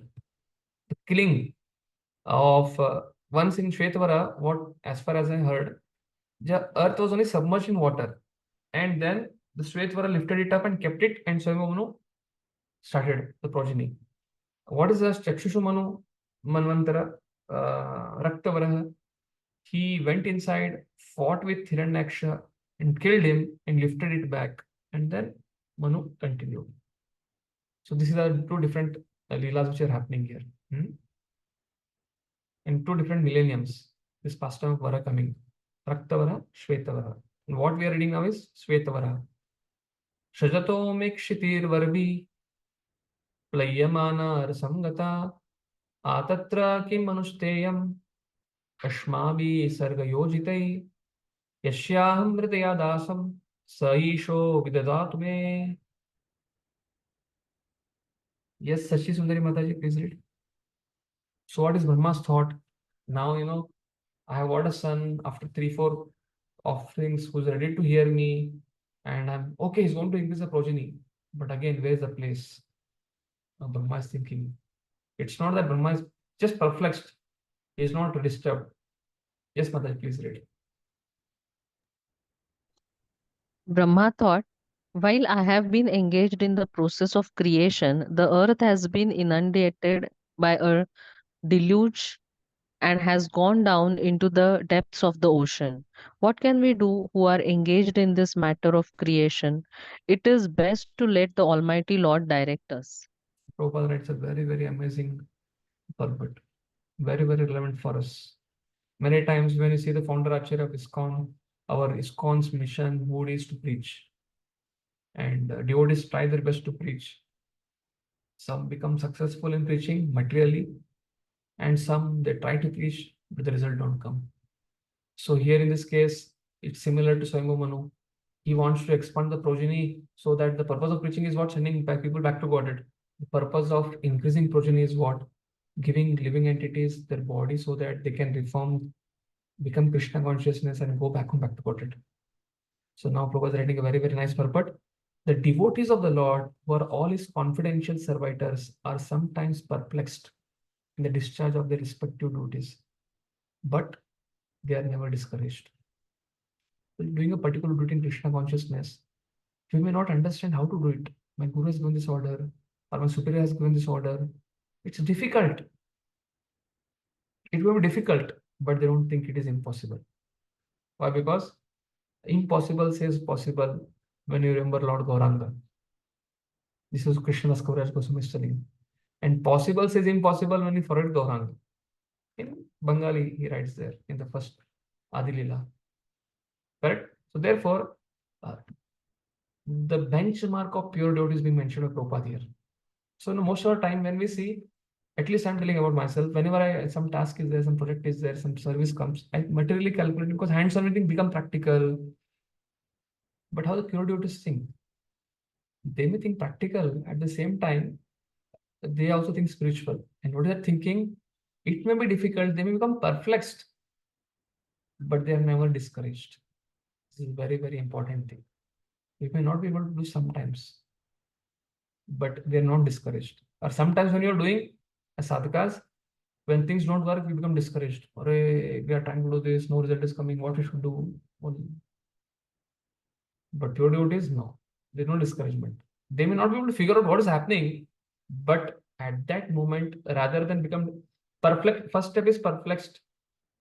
In sadhaka stage, discouragement. But pure devotees, they become perplexed. The second stage is not perplexed. The second stage is not discouragement. The second stage is dependence on Krishna. They have full faith in the Lord and he paves the way for smooth progress of the devotee's duty. They depend on Krishna and Krishna shows them the way. Sabar ka phal meeta hota hai. That is what is told.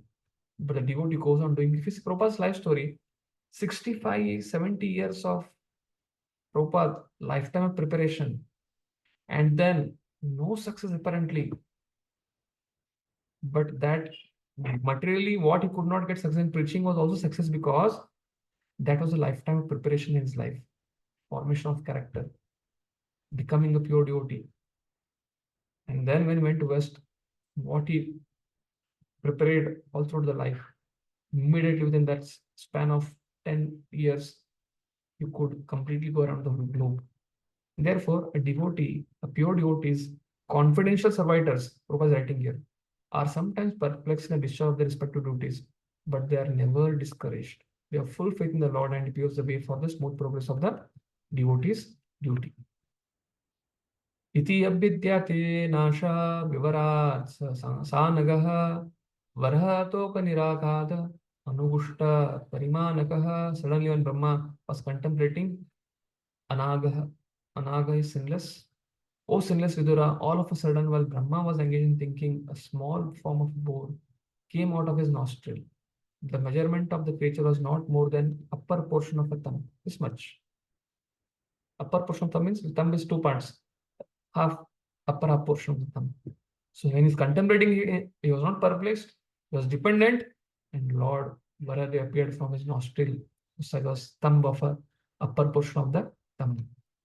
Tasyavi pashyata kasta shanena kila bharata gajamatra pravruddhe tad adbhutam abunmahata.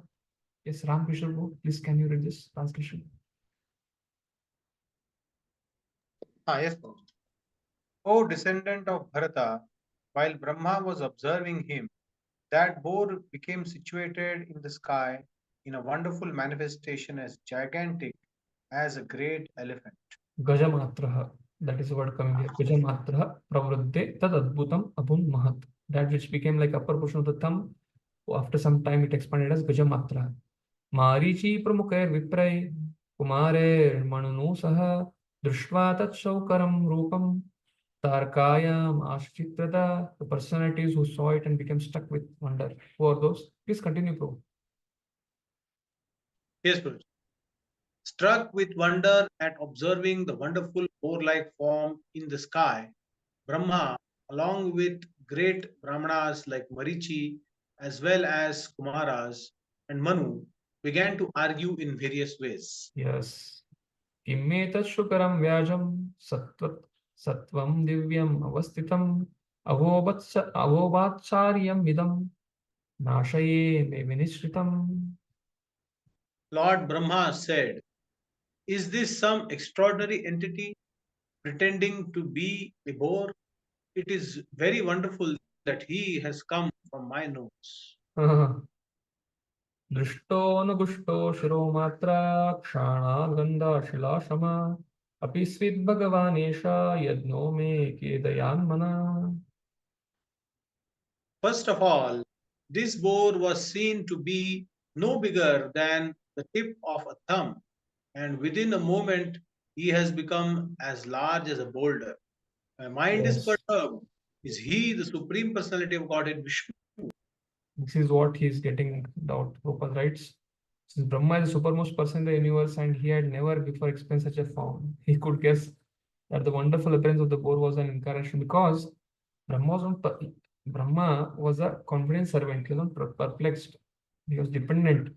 Therefore, he could understand the hand of Lord Vishnu in the form of boar, that Vishnu has come as boar.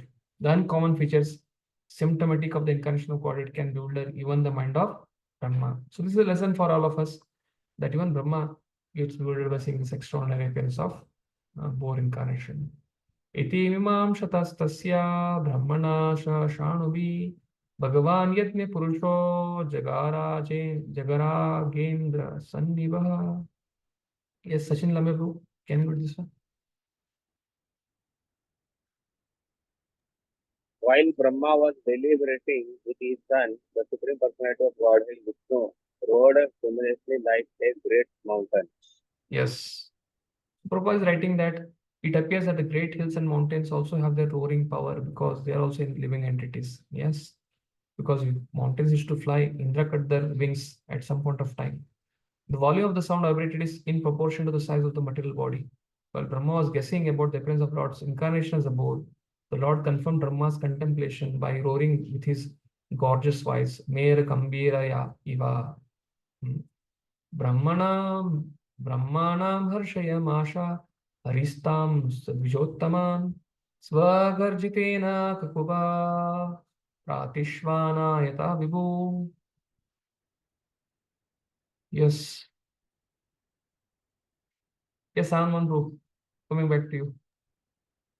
Yeah, the omnipotent Supreme Personality of Godhead enlivened Brahma and the other highly elevated Brahmanas by again roaring with his uncommon voice, which echoed in all directions. Yeah, this confirmed that he was supreme. Brahma and other enlightened Brahmanas who know Supreme Person of God are enlivened by the appearance of the Lord in any of his multi-incarnation. Because it takes one to know one. Because they're pure devotees, confident servants, they could understand by his roaring. This is Lord. The appearance of the wonderful and gigantic incarnation of Vishnu as a mountain-like boar did not fill them with any kind of fear. Although the Lord's resounding voice was tumultuous and echoed horribly in all directions, as an open threat to all demons who might challenge his omnipotence. It's like when near and dear one puts some mask and comes in front of us, one doesn't get fearful. Similarly, Lord Vishnu is so dear to Brahma and his pure devotees.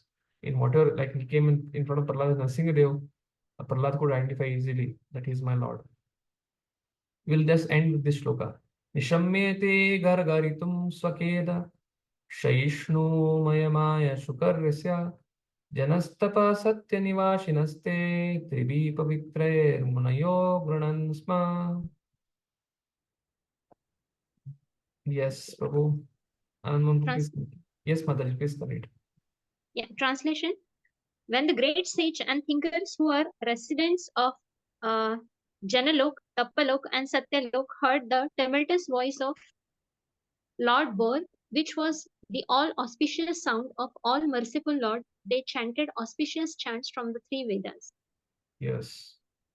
The Janatapas Satya Nivashinaste, residents, Tribir Pavitrer Munayo Granans Maha, Shayashno Mayamaya Sukarasya, Ishammate gargaritam sakeda. So Prabhupada writes about the word Maya Mayam is significant in this verse. Maya means mercy, specific knowledge, and also illusion. Maya, mercy, specific knowledge. This is a very this is not referred to anywhere in the whole Prabhupada purpose. Maya means these things. This is only mentioned here. So we can note down this. Maya means mercy, Maya means specific knowledge, and Maya also refers to illusion. We have understanding Maya means what? Illusion. Maya means specific knowledge, and Maya also means mercy. Therefore, the word Maya, which is Maya, Maya means mercy here coming. Therefore, Lord Bore is everything. He is merciful. He is all knowledge, and he is illusion also, because his bewildering all this. Devotees are getting perplexed by him. This one shloka was remaining. The sound which he vibrated was answered by the Vedic hymns of the great sages on the planet Janaloka. Basically, the sound Veda comes from Veda. Garbha is Brahma, but that sound has come from Vishnu himself. So when Varahadev is resounding, that Vedic hymns of the great sages on the planet Janaloka, Tapaloka, Satyaloka, sound which he vibrated was answered by them. Like two Brahmanas, if you go to even in Shirangam, one set of Brahmanas sit here, one set of Brahmanas sit here. So what came from his roaring was Vedastuti, and what the Brahman is recited was Vedastuti. It is like two reciprocal happening. That is what being told here. The highest intellectual and pious living entities live on those planets. Being speaking of the residents of Janaloka, Tapaloka, Marloka. They could understand that specific sound was vibrated by the Lord and no one else. Therefore, they replied by praying to the Lord with the Vedic hymns. Now the next theme was, the earth planet was submerged in the mire, but on hearing the sound of the Lord, the inhabitants of the higher planets were all jubilant because they knew that the Lord was here to deliver the earth. Therefore, Brahma and all the sages such as Bhrigu, Brahma, the other sons, and other Brahmas were enlivened, and they concertedly joined in praising the Lord with the transcendental vibration of Vedic hymns. Most important is the Kali Sindroparshad verse, Hare Krishna, Krishna Krishna, Hare Rama, Rama Rama, Hare Hare. Because the devotees are intimately connected, sound vibration which came from Lord, they could easily understand that it is Lord Bo who has come to rescue earth. Yes, Prabhu, Ramakrishna. So, Prabhuji, I'm just wondering, Hiranyaksha pastime is related with this one? Jiva Goswami is that only. He was mentioning there are two varas, Svetavara and Raktavara. As far as I've heard, and Chakravarti is mentioning here, Prabhupada is quoting in the previous verse, Svetavaraha, he only lifts and places it back. Raktavaraha, he comes, he lifts and he kills Hiranyaksha. Both are combined in this chapter. Verse number 17, 16, Prabhupada is mentioning it. So, Prabhuji, what was the cause of the earth going down? Because we know that Hiranyaksha stole all gold. That's why earth became unstable. Yes, So, yes. here we have no idea. No? It's like, yeah, the detail I also not read, but it's just mentioned that Shvetavara happened and earth, he lifted earth and gave it to this. We also had asked the same question, but there's no much reference about it. Thank you, Prabhuji. Hare Krishna. So regarding this open book thing, I'm just sharing. I'm just sharing the screen.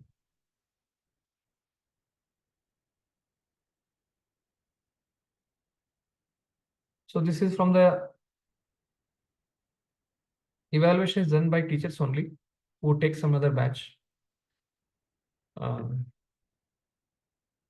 So they have given some feedback for the OBS. What is the feedback? I'll just try to zoom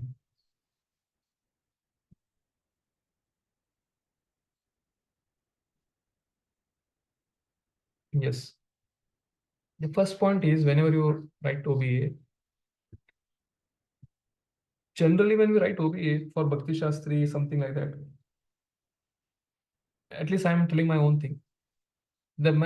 At least I had no much clarity of what actually OBA means, because we have never done it in our kind of type of education.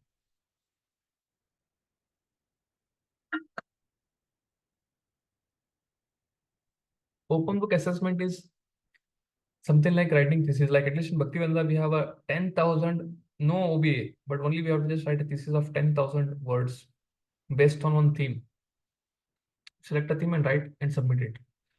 But in the case of Bhakti Vaibhav or in Bhakti Shastri, one question is given 600 to 700 words, they have to answer that particular question. So we have to just zoom into that question. What the question is being asked here. First step is read the question carefully and divide the question into parts. Example. This is second OBA. Identify general principles from Vasudev dissatisfaction and discuss the relevance of these principles for personal and preaching application. Give reference to give reference from 26 to 4th chapter 26 verse.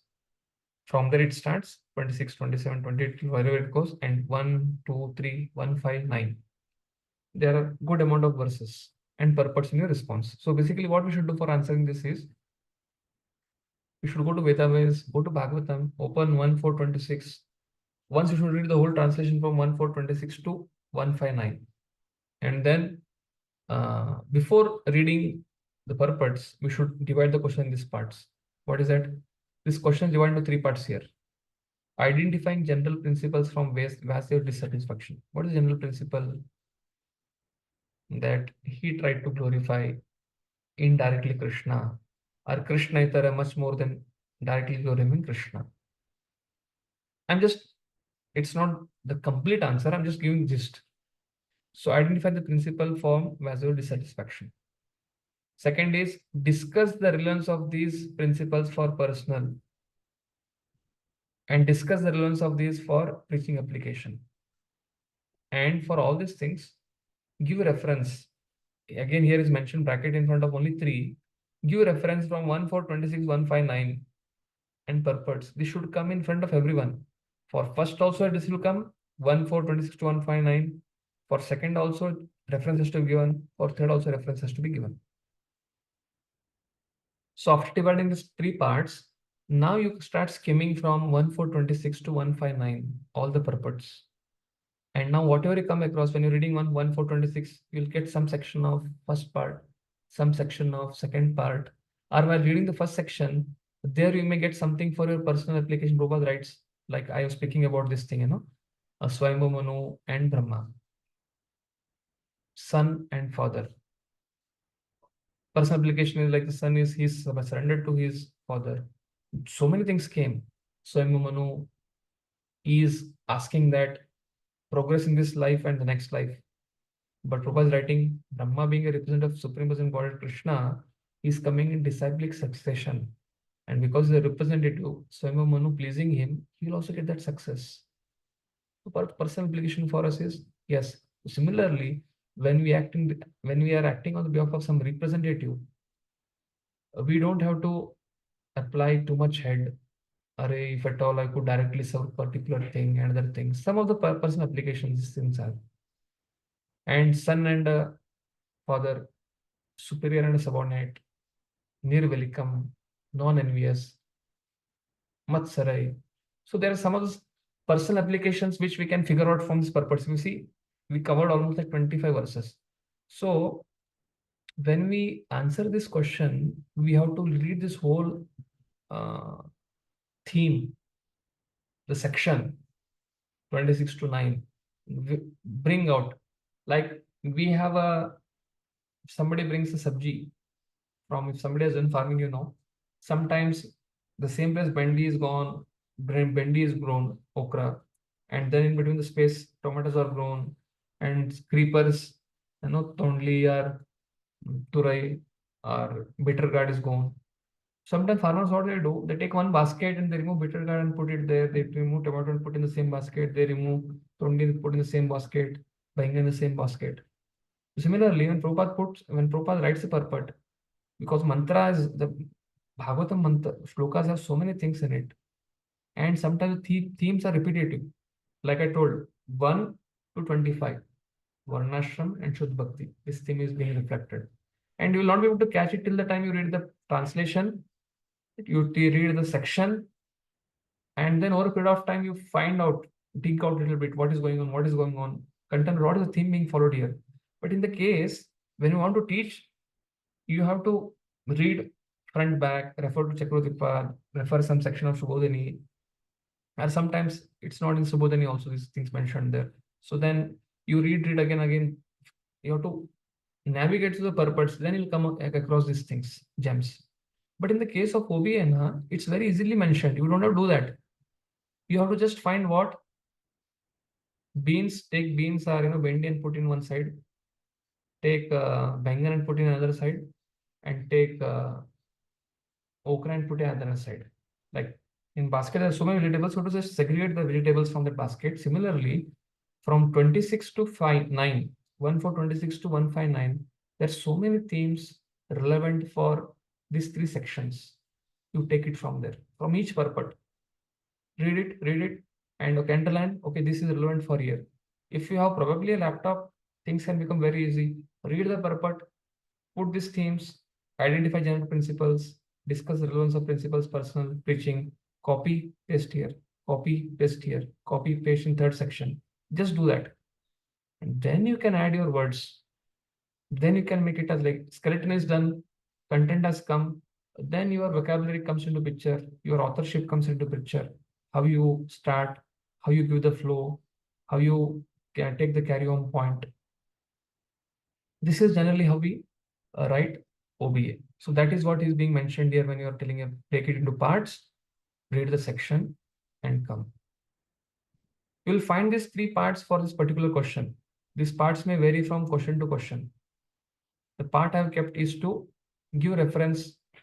This reference has to be given. You have to give reference here for general principle. It is very, very important. Even it's not mentioned in the question. If giving reference is not mentioned in the question, still we have to give reference. It's very, very important for OBA, because OBA means it's open book. Your understanding is checked from here.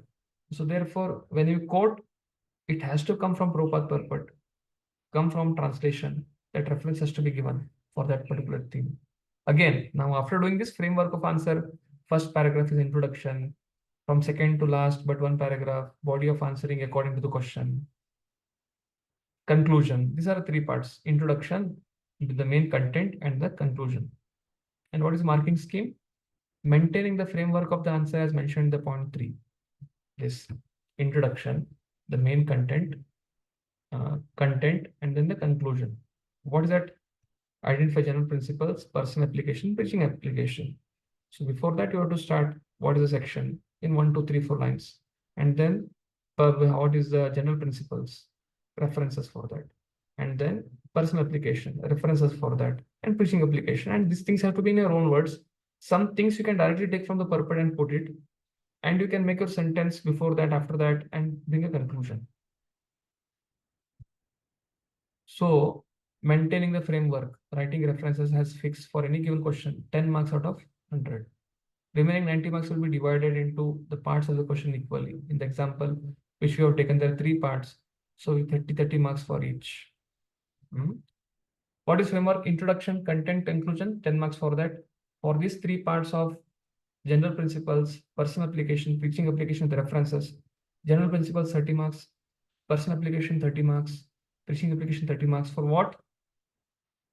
Identify those principles, giving references, and in your own words trying to mention those things. These are some very basic expectation. The more you make the answer attractive, relevant to the question, you'll get more marks. If you're not following these basic guidelines, you may have to rewrite the OBA. So this is not for the present till now, whatever submitted till 8th OBA, but from further, you can follow this standard. Okay, I'll try to put this also in the group so that you can go through. But whatever section is given, generally what type of OBA I'm giving to all of you is, there are so many OBs in it, which mentions that, quote Bhakti Shastri, verses, contents. I'm not touching those things because I'm just keeping the section wise, Bhagavatam wise, that I'm just, when I'm choosing questions, it is in the content, right? Right now we are going through section of Vaibhav. 13 to 13, 14, 15, 16. Generally, I see shlokas which are relevant in this section only, so that you can go through it, read it, and you can easily write it. But there's some questions which are referring to Bhakti Shastras, NOI, Bhagavad Gita, NOD, or something else. I'm not bringing that into picture. Because Bhagavatam only is becoming again going back and trying to do there something. For that, it's like Again, some of you may easily do it, but I feel in general for other students it may become difficult. So this is the basic thing. Divide the question into parts: introduction, content, and the conclusion. And for each what parts you are divided, references. If that much is enough, that will be basic minimum expectation. And if you are good at writing, you can add on this. But this is the basic skeleton. Okay. So second OBS checked. Marks are there with me. It will be uploaded on your that site once you enter those whatever. I have not seen the login other things. You'll find you. It will be updated by the BVRP and we can see your marks there. But yeah, everybody has passed greater than 60 and second OB.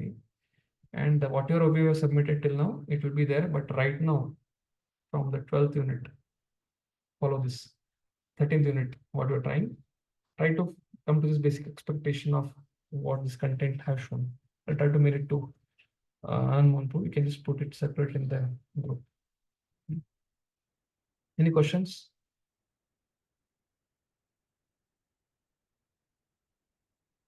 Hare Krishna. So we have completed 25 verses. The remaining 25 verses will take tomorrow.